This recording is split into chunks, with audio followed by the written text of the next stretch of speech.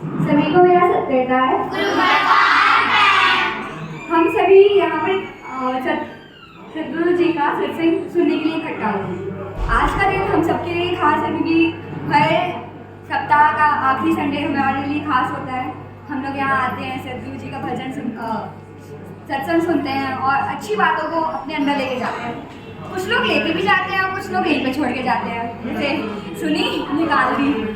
तो लेकिन इनकी अच्छी बात ये है कि वो लोग कम से कम लंगर का प्रसाद तो करने आते हैं, वो भी एक सेवा ही है, चाहे आप सुन के करें चाहे आप लंगर का प्रसाद करके करें। तो आज सद्गुरु जी ने क्या बोला है कोई आपको बताना चाहेगा? आज सभी को सत्कार। मेरा नाम नैन्सी है। मैं आपको बताना चाहती हूँ कि मैंने सत्संग में क्या सुना। मैंने सुना अच्छे कर्म करो ताकि ऊपर जाकर भगवान के चरण तुम्हें भा जाए। बुरे कर्म करोगे तो वापस कुछ योनियों के बाद जानवर बनकर ही धरती पर जन्म लोगे। धन्यवाद।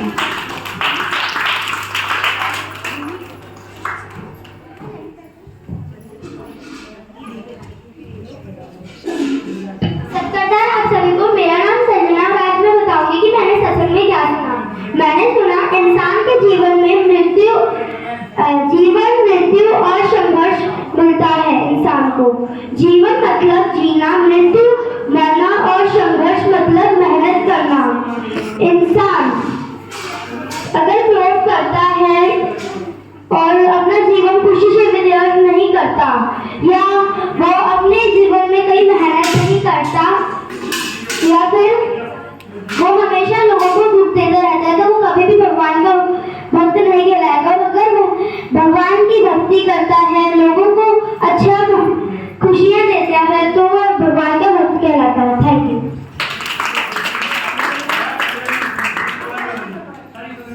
आप सभी को मेरा सत्कार। आज मैं बताऊंगी मैंने सद्गुरु जी के प्रवचन में क्या सुना। मैंने सुना मन चंगा तो कटौती में गंगा का अर्थ है अगर इंसान का मन साफ है तो भगवान जी आपका हर जगह साथ देंगे। धन्यवाद।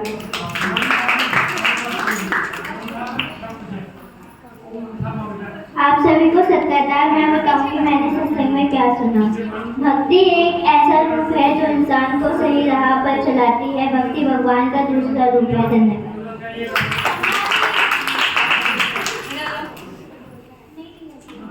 सत्कार आप सभी को। मेरा नाम मानसी है। आज मैं आपको जो मैंने सत्संग में सुना मैं आपको ये बताना चाहती हूँ। अगर तुम बुरे कर्म करोगे तो तुम्हें फूल भी कांटे की तरह लगेंगे, इसलिए अच्छे कर्म करो ताकि कांटे भी फूल को तरह। धन्यवाद। मेरा नाम देवी है।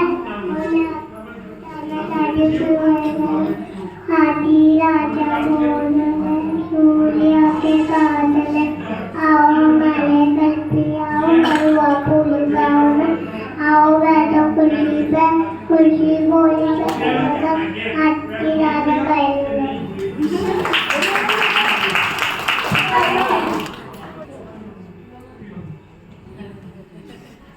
सत्कार आप सभी को। मेरा नाम जत्सना है। मैं बताऊंगी कि मैंने सतगुरु जी के प्रवचन में क्या सुना। मैंने सुना जो गुरु की सच्चे मन से भक्ति करता है उसे जन्मों जन्मों तक गुरु का भक्त बनने का मौका मिलता है। Thank you.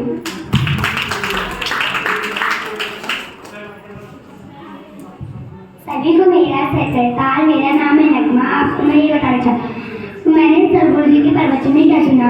जो बुरा सोचता है वो बुरे रास्ते पे चलता है, जो अच्छा सोचता है वो अच्छे रास्ते पे चलता है। धन्यवाद।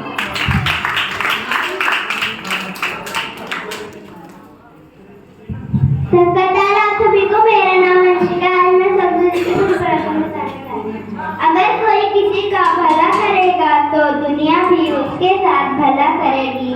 अगर कोई किसी का बुरा सोचेगा या करेगा उसके साथ दुनिया भी बुरा ही करेगी।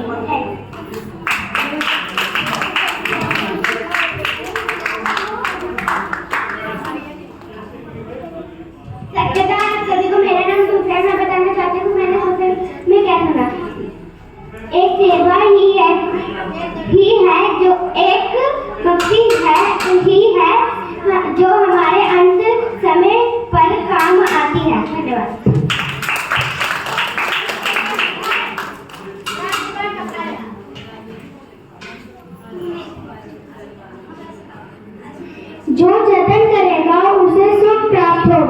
और जो जतन नहीं करेगा उसे कभी भी सुख प्राप्त नहीं होगा।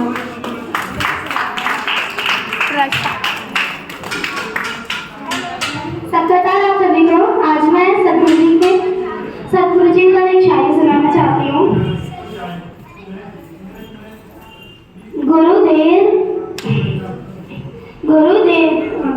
गुरु तेरे उपकार का कैसे चुकाऊं मैं मोल, लाख कीमत धन भला गुरु है मेरे अनमोल। धन्यवाद।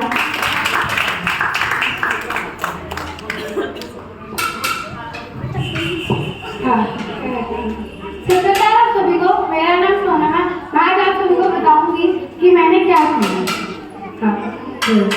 भक्ति का अर्थ है भगवान को याद करना, और भक्ति कोई क्रिया नहीं है, क्रिया का अर्थ है काम करना। भक्ति यह है जिसमें हम अपने मन को शांत करके भगवान को याद करें। धन्यवाद।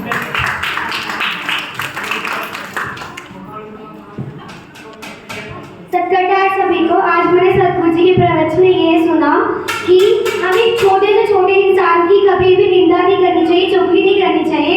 जैसे कि घास का टुकड़ा हमारे पैर के नीचे होता है, अगर हवा चढ़ के वो हमारे आँख में पहुंच जाता है तो हमें बहुत कष्टदायक होता है। उसी प्रकार हम किसी इंसान या फिर छोटे व्यक्ति की निंदा चुगली करते हैं तो वो हमारे लिए कष्टदायक हो सकता है। Thank you.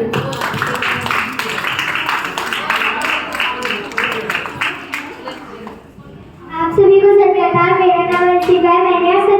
मैं आज सतगुरु जी के ऊपर शायरी सुनाने जा रही हूँ। दुखों की धूप में तू छाँव बनकर आया है, मेरी हर तकलीफ को तूने हर बार अपनाया है। कैसे करूँ मैं तेरा शुक्रिया मेरे सतगुरु जी, तूने ही तो मुझे ऐसे कंकड़ को हीरा बनाया है। धन्यवाद।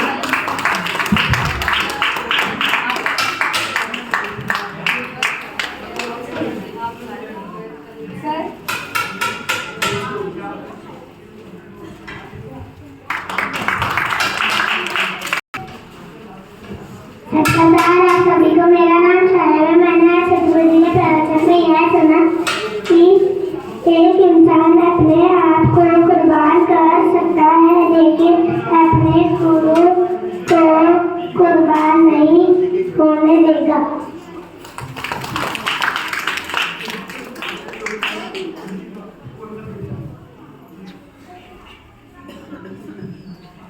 सत्कारतार आप सभी को। मेरा नाम पूर्वी है और आज मैंने सतगुरु जी के प्रवचन में ये लिखा कि धन दौलत दे सकता है पर हमें कभी भी लालच नहीं करना चाहिए। Thank you. पूर्वी सत्कारतार आप सभी को। मेरा नाम सतगुरु जी के प्रवचन में क्या सुना बताने जा रही हूँ। मैंने ये सुना कि ज्ञान के बिना गुरु के बिना ज्ञान नहीं और ज्ञान के बिना ये संसार नहीं है।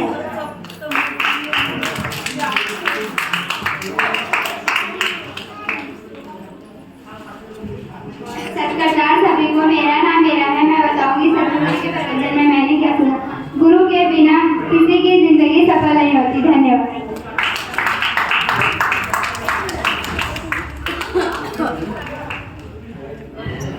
सत्कारतार आप सभी को। मेरा नाम हीना है और मैं सतगुरु जी के लिए एक शायरी सुनाने जा रही हूँ।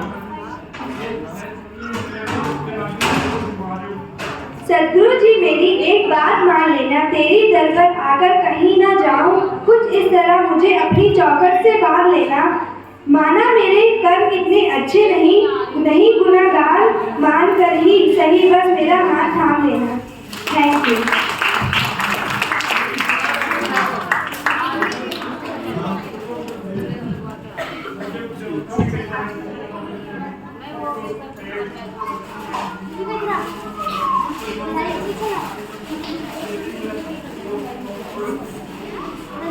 Start.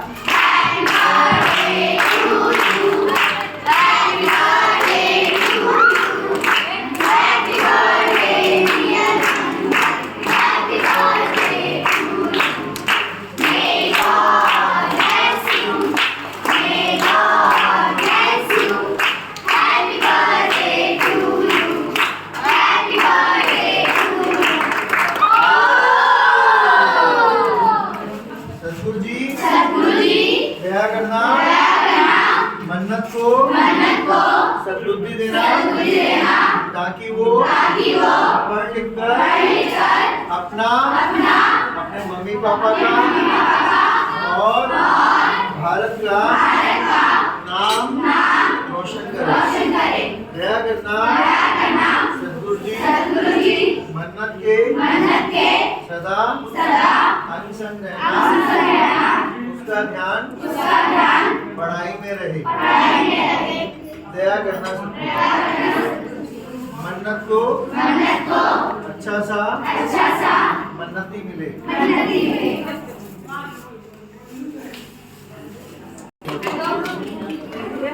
सब में बांट सबके नमस्ते।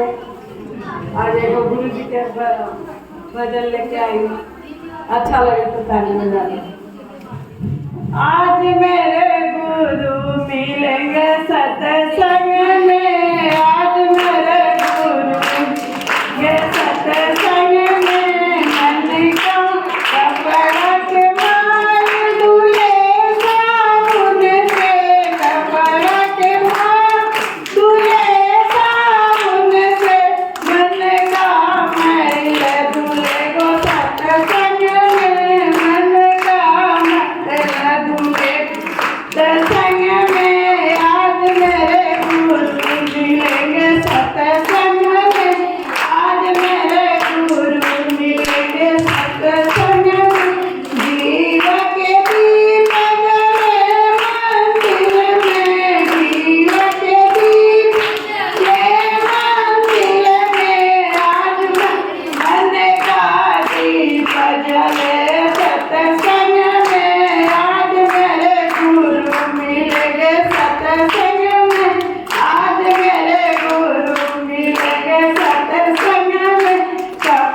बक्सा के ताला खुले चाबी से, बक्सा के ताला खुले चाबी से, मन का ताला खुले गो सत्संग में, मन का ताला खुले गो सत्संग में। आज मेरे गुरु मिलेंगे सत्संग में, आज मेरे गुरु मिलेंगे सत्संग में। गेंद के फूल खिले बगिया में, गेंद के फूल खिले बगिया में, मन का फूल खिले गो सत्संग में। आज मेरे गुरु मिलेंगे सत्संग में, आज मेरे गुरु मिलेंगे सत्संग में।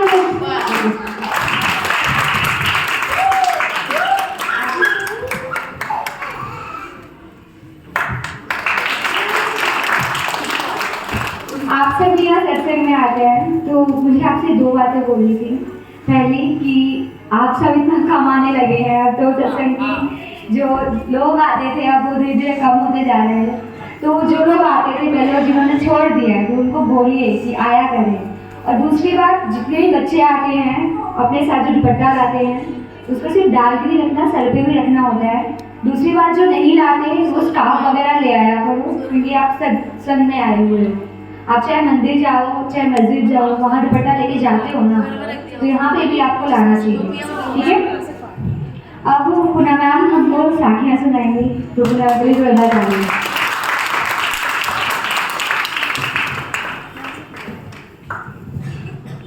सत्कथा सारी संगत को मैं आपको साखी सुनाने जा रही हूँ। जिसकी सेवा उसी को फल मिलना। नवंबर 1973 ईस्वी हजूर सदगुरु सच्चे पिताजी बाबरपुर में गए हुए थे। आप जी कनक गेहूं की बोरियों पर बैठे थे।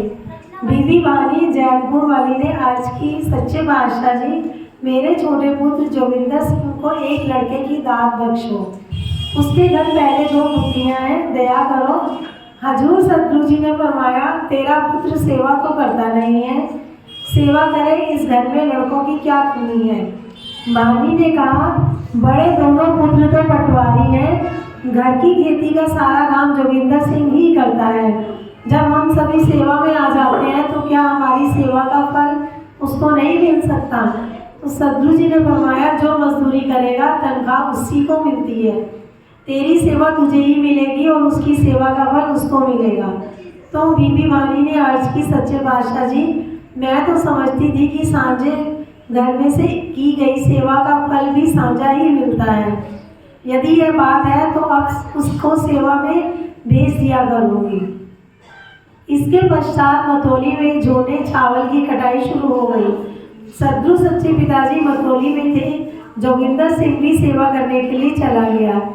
1 महीना बीत गया तो वह उदास हो गया। उसने अपनी माता को सुनेहा भेजा, मेरा मन उदास हो गया है। उन दिनों में घर में एक भैंस बीमार थी। वाणी को बहाना मिल गया, वह सदगुरु जी के चरणों में चली गई। हजूर सदगुरु जी ने फरमाया, वाणी जोगिंदर सिंह को लेने आई है। उसने अर्ज की, सच्चे बादशाह जी मैं तो दर्शन करने आई हूँ। अगली सवेरे सेवा में जाने से पहले सदगुरु जी ने संगत को दर्शन दे रहे थे तो बीबी वाणी ने जोगिंदर सिंह को कहा, जोगिंदर हमारी तो फलानी भैंस बीमार है। सदगुरु जी ने पूछा उसको क्या हुआ है? तो अर्ज की, सच्चे बादशाह जी मुझे क्या पता है, ना खाती है ना पीती है। हजूर सदगुरु जी ने फरमाया, जोगिंदर सिंह का शेरगढ़ में रूम सिंह घोड़ी वाला डंगरों का सियाना है, उसको ले जाकर भैंस का इलाज करवाओ। वह शेरगढ़ उस सियाने को जा मिला और बताया कि उसको सदगुरु जी ने भेजा है, मेरी भैंस बीमार है। उसने उस हकीम को दूसरे दिन डेरे आने के लिए कहा। दूसरे दिन जब हकीम डेरे आया तो सदगुरु जी ने जोगिंदर सिंह को कहा, जाओ हकीम को भैंस दिखाने के लिए पिंड ले जाओ। तो उसने अर्ज की, सच्चे बादशाह जी मैं जिस लिए आया था मेरी वह अर्ज मंजूर करो। सदगुरु जी ने फरमाया, समय आने पर पुत्र होगा। उसने फिर अर्ज की, सच्चे बादशाह जी जमींदारों का एक पुत्र किस काम का है, कृपा करके 2 पुत्र बख्श दो। सदगुरु जी ने फरमाया, सेवा 1 महीने की और पुत्र 2 मांगता है। सब संगत हंसने लग पड़ी। जोगिंदर सिंह सामने खड़ा था। सदगुरु जी ने फरमाया, अच्छा अब जाओ, तेरी अर्ज मंजूर है। 2 मांगी है, 2 ही मिल जाएंगे। जोगिंदर सिंह हकीम को जैदपुर ले गया, इलाज किया और भैंस ठीक हो गई। इसके पश्चात सदगुरु जी की दया से उसके घर बारी बारी 2 पुत्र हुए। पहले पुत्र के जन्म के समय वाणी जलंधर में थी। हजूर सदगुरु जी ने फरमाया, वाणी घर चली जा। आज की, सच्चे बादशाह जी मेरा दिल 13 को 28 दिसंबर के भंडारे तक रहने को करता है। सदगुरु जी ने फरमाया, पोतरे मांगती थी, अब जाकर उसको संभाल। वह घर चली गई। पोतरा देखकर बड़ी खुश हुई। इसका नाम भूपिंदर सिंह रखा और दूसरे पुत्र का नाम सतनाम सिंह रखा गया। यह है सदगुरु जी की रहमत, दाते दात रखी हाथ अपने, जिस भावे तिस देई।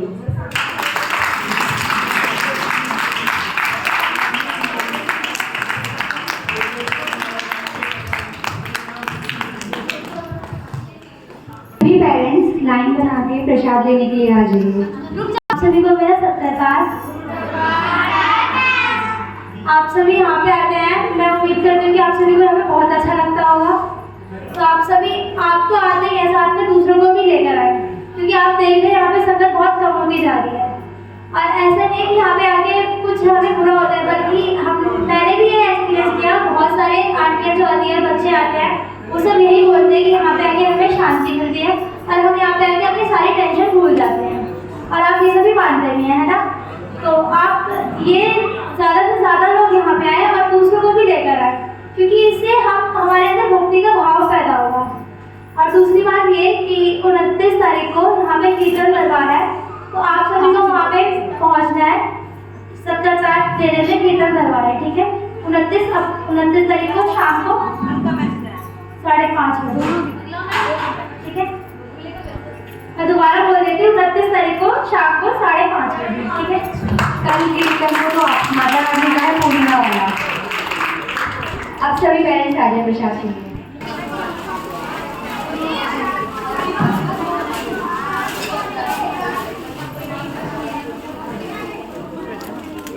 ओए, ये कपल मिल चुकी है। जल्दी एक किसी बात पर ना हो।